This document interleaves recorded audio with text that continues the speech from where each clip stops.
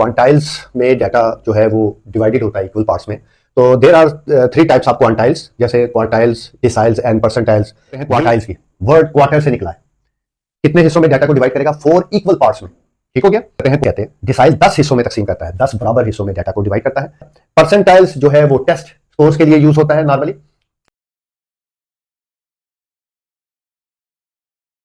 Dear students, आज जिस topic पे हम बात कर रहे हैं उसका नाम है क्वांटाइल्स। क्वांटाइल्स क्या चीज होती है? क्वांटाइल्स के सिंपल एक्सप्लेनेशन जो बोर्ड पे मैंने लिखी हुई है कि क्वांटाइल्स वो पॉइंट्स होते हैं जो कि डाटा सेट को इक्वल पार्ट्स में डिवाइड कर देते हैं। अब इक्वल पार्ट्स में डिवाइड करने का क्या मतलब है या इससे हमें क्या फायदा होता है? भाई, इसको जब हम अपने डाटा सेट को इक्वल पार्ट्स में डिवाइड कर देते हैं तो वो जो पार्ट्स हैं वो कहलाते हैं क्वांटाइल्स। ठीक है, वो पर्टिकुलर वैल्यू जिससे ऊपर वैल्यूज होती हैं जिसको हमने डिवाइड किया तो क्वांटाइल कहलाता है। ठीक है, उसके बाद अच्छा, इनका मेन पर्पस क्या होता है? इनका मेन पर्पस होता है कि डाटा की जो स्कैटरनेस है, डाटा का जो फैलाव या बिखराव है, उसको हम जो है मेजर कर सकते हैं, उसको हम देख सकते हैं कि किस किस डाटा पोर्शन में जो है डाटा की स्कैटरनेस ज़्यादा है या कम है या सिमिलर है, जो भी सीन है। मैंने कुछ पॉइंट्स लिखे हुए, जैसे क्वांटाइल्स अगर हम डाटा सेट को इक्वल पार्ट्स में डिवाइड करते हैं तो वो हमारे लिए यूजफुल क्यों होते हैं। अब जैसे पहला है कि भाई डाटा सेट को ना वो उसकी, जिस तरह भी मैंने बात कर रहा था कि उसकी स्कैटरनेस का हमें पता लग जाता है कि वो डाटा किस तरह स्प्रेड हुआ है। उसके बाद और किस पॉइंट से किस पॉइंट तक डाटा की स्कैटरनेस ज्यादा है, किस से किस तक जो है वो कम है, कितनी कम है, ये सारी चीजें। उसके बाद आउटलायर्स का पता लग सकता है। आउटलायर मतलब कोई ऐसा पॉइंट जो कि बहुत ज्यादा एक नॉर्मल डाटा सेट से दूर है। ठीक है, जैसे सिंगल डिजिट में डाटा जा रहा है 5, 7, 5, 8, 2, 1, 3, एक वैल्यू आ जाती है 55, तो ये आउटलायर है।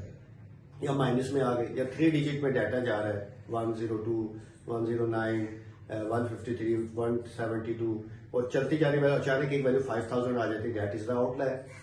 तो वो आउटलायर्स का हमें डिटेक्ट हो सकता है। उसके बाद हम कंपेयर कर सकते हैं भाई डिस्ट्रीब्यूशन को, मुख्तलिफ डाटा का जो पोर्शन किया उनको आपस में भी कंपेयर कर सकते हैं। 2 डाटा की क्वांटाइल्स बना के उनमें भी कंपैरिजन हो सकता है कि भाई वेरिएशन कितनी है, ज्यादा किस में है, या फिर हम किस डाटा को यूज करें। इसके अलावा हम एक स्टैट्स में होता है बॉक्स प्लॉट। ठीक है, बॉक्स प्लॉट का एक अलग टॉपिक होगा, तो अभी खैर मैं उस टॉपिक को डिस्कस नहीं कर रहा।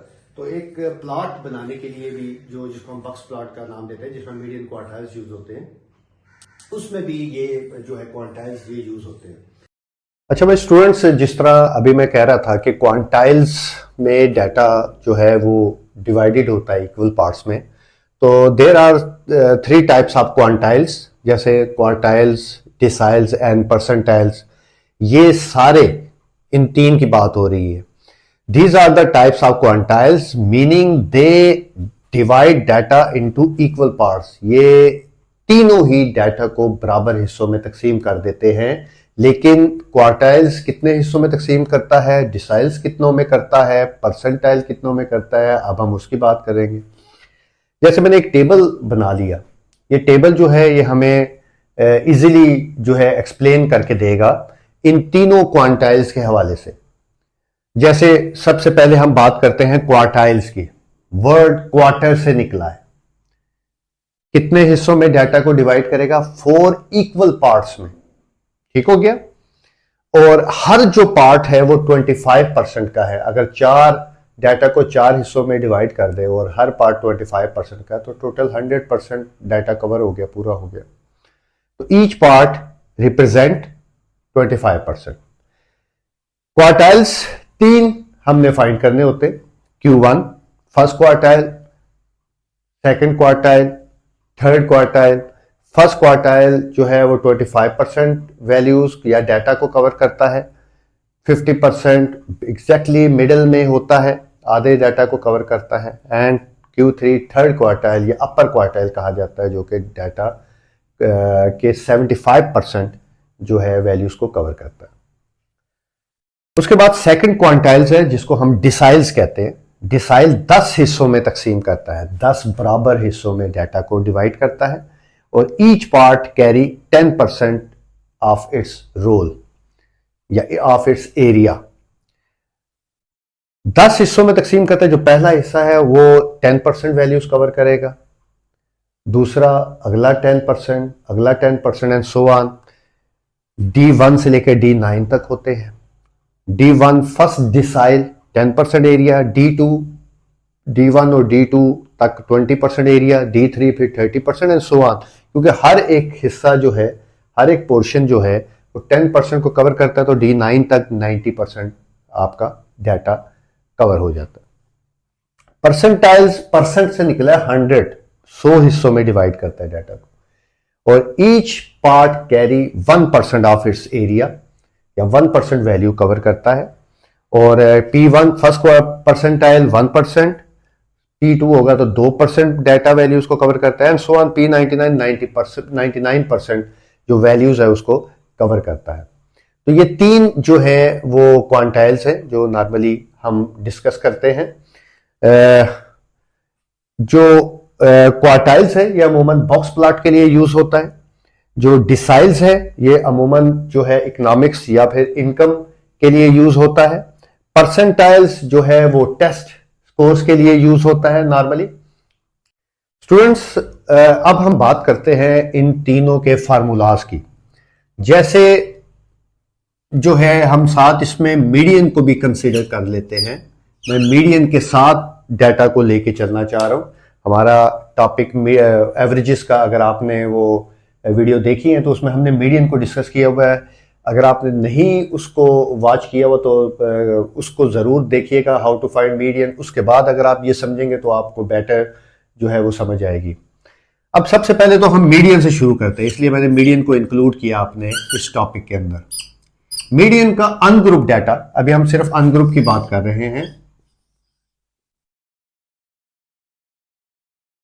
अनग्रुप डाटा में मीडियन का फार्मूला आपको याद है। हम सबसे पहला स्टेप क्या करते थे? हम पहला स्टेप करते थे कि अरे द डाटा। स्टेप नंबर 1 क्या था? अरे द डाटा।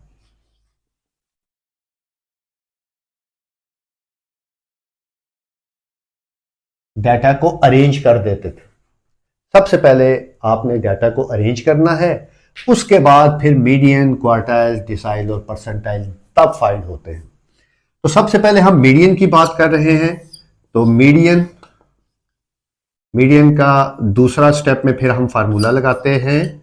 क्या फार्मूला लगाते हैं? n+1/2 आगे TH वैल्यू। क्योंकि मीडियन का ये फार्मूला आंसर नहीं देता, ये फार्मूला बताता है कि आपके अरेंज डाटा की फला नंबर वाली वैल्यू आपका आंसर है। इसको मैं स्टेप नंबर 2 लिख रहा हूं ताकि आपके जहन में रहे कि स्टेप 1 में सब में यही काम करना है और उसके बाद फिर जो है स्टेप 2 में हमने ये फार्मूला लगाना है। फार्मूला हमें बताता है कि फला नंबर वाली वैल्यू आंसर है।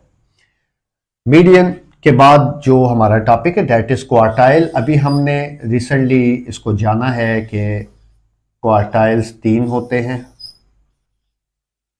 फार्मूला देखो, इससे रिलेट करता हुआ फार्मूला है n+1/4 आगे TH वैल्यू। डाटा को 2 हिस्सों में डिवाइड करने को मीडियन कहते हैं, डाटा को अरेंज डाटा को 4 हिस्सों में डिवाइड करने को क्वार्टाइल्स कहते हैं, इसलिए ओवर 4 है। ठीक है, इसका भी n+1/4। और जो नंबर होता है ना ये वाला, ये बाहर मल्टीप्लाई हो जाता है, ये आपको बताता है फिर फलां नंबर वाली वैल्यू आपके अरेंज डाटा की आंसर है। इसी तरह सिमिलरली अभी जिस तरह बात हुई कि जो नंबर होता है वो बाहर मल्टीप्लाई हो जाता है और फिर n+1/4 आगे TH वैल्यू। ठीक हो गया क्वार्टाइल्स। अब देखो तो आप 2 1s are 2, 2 2s are 4। अगर आप देखो ये और ये फार्मूला सेम है, इसका मतलब है कि second quartile is also known as median. Second quartile को मीडियन भी कहा जाता है। ठीक है, अच्छा उसके बाद हम आते हैं डिसाइल्स की तरफ। D1 क्या फार्मूला होगा? n+1/, दो हिस्सों में डिवाइड किया अरेंज डाटा को तो ओवर 2, अरेंज डाटा को 4 हिस्सों में डिवाइड किया तो ओवर 4, अरेंज डाटा को 10 हिस्सों में डिवाइड किया तो ओवर 10। ठीक है। इसी तरह D2 का क्या फार्मूला होगा, आपको बताया ना, जो नंबर इधर होता है वो बाहर मल्टीप्लाई होता है, तो ये 2 लिखा हुआ है, 2 बाहर मल्टीप्लाई और n+1/10 आगे TH वैल्यू। इसी तरह दरमियान में D5P आएगा, 5 इंटू n+1/10 आगे TH वैल्यू। और इसी तरह आखिरी D9 फिर क्या आएगा, 9 इंटू n+1/10 आगे TH वैल्यू। और अगर मैं कहूं कि ये वाला D5 को भी मीडियन कहा जाता है तो yes it's true. Q2 is also known as median. D5 is also known as median. Move to percentile. P1 n+1/100 100 हिस्सों में डिवाइड करता है। P2 जो नंबर है वो बाहर मल्टीप्लाई, n+1/100 आगे TH value. So on, last में दरमियान में आएगा P50 इंटू n+1/100 आगे TH वैल्यू। और similarly last one P99 into n+1/100 आगे TH वैल्यू। ठीक हो गया। और अगर मैं ये कहूं कि P50 is also known as median तो इट्स ट्रू। ठीक है, आपके नॉलेज के लिए Q2 is also called median, D5 is also known as median and P50 is also known as median। बच्चों ये जो मैंने फार्मूले लिखे ना ये अनग्रुप डाटा के। बच्चों अब हम बात करते हैं ग्रुप डाटा की। ग्रुप डाटा में इन तीनों को कैसे जो है वो फाइंड किया जाएगा। आपको पता है कि सबसे पहले तो मीडियन से स्टार्ट लेता हूँ। मीडियन का फार्मूला है L+H/F n/2 - C। आपको याद है आपने मीडियन फाइंड करते हुए ग्रुप डाटा में ये वाला फार्मूला यूज़ किया था। ठीक है, CFCB बनानी पड़ती है, 2 कॉलम की ज़रूरत होती है, एग्जैक्टली लाइक 2 कॉलम की ज़रूरत होती है, 2 ही की ज़रूरत होती है, 2 की ही ज़रूरत होती है। इस अभी जिस तरह हम बात कर रहे थे अनग्रुप डाटा में तो फार्मूले तकरीबन सब के सेम थे। अगर कोई फ़र्क पड़ रहा था तो वो उनके डिवाइड के जो नंबर है उस पर हो रहा था। वहाँ पे ओवर 2, क्वार्टाइल में ओवर 4, डिसाइल में ओवर 10 और परसेंटाइल में ओवर 100 था। तो सेम इसी तरह अगर मैं आपसे पूछूं कि क्या आप मुझे क्वार्टाइल Q1, Q2 और Q3 का फार्मूला बता सकते हैं, तो इस फार्मूले को देख के आप बड़े आराम से जो है इनके फार्मूले बता सकते हो। जैसे L+H/F, हाँ जी, n/2 था मीडियन के लिए, तो क्वार्टाइल के लिए ओवर 4 - C। और L+H/F आपको कहा था ना जो नंबर होता है वो साथ मल्टीप्लाई हो जाता है, तो ये मल्टीप्लाई हो गया 2n/4 - C। 4 इसलिए क्वार्टाइल्स है, ओवर 4 ही रहेगा। अच्छा जी, L+H/F 3 मल्टीप्लाई हो रहा है n/4 - C। एक बात स्टूडेंट्स आप लोगों ने नोट की होगी, जो अनग्रुप डाटा था उसमें वो जो नंबर था ना वो ब्रैकेट के बाहर मल्टीप्लाई हो रहा था। याद रखना है, ग्रुप में वो नंबर ब्रैकेट के इनसाइड मल्टीप्लाई होगा। ये आपने बड़े केयरफुली बात को जहन में रखना है। अनग्रुप में वो नंबर ब्रैकेट के बाहर मल्टीप्लाई होता है, जबकि ग्रुप में ये नंबर ब्रैकेट के इनसाइड n के साथ मल्टीप्लाई होता है। तो अब हम बात करते हैं डिसाइल की। तो D1 का क्या फार्मूला हो जाएगा, सेम इसी तरह L+H/F n/10 डिसाइल है तो -C। इसी तरह D2 का अगर मैं कहूँ फार्मूला क्या है, तो L+H/F, ये अंदर मल्टीप्लाई करना है ना हमें, 2n/10 - C। Similarly last one अगर मैं कहूँ D9, L+H/F 9n/10 - C। Clear. And move to percentile. अब आपको समझ आ गया होगा कि किस तरह लेके चल रहे हैं हम फार्मूलों को। P1 का फिर क्या होगा, L+H/F n/100 - C। परसेंटाइल है तो 100। P2 का क्या होगा, L+H/F, ये नंबर अंदर इनसाइड मल्टीप्लाई हमने करना है -C। दरमियान में P50 अगर आपको कहें, L+H/F 50n/100 -C। And last one P99, L plus H over F 99 N over 100 minus C. तो students, these are the formulas of these quantiles. और अब हम इसके बाद नेक्स्ट वीडियो में how to find these quantiles by ungrouped data, by frequency distribution और by group data, उनको discuss करेंगे. Thank you.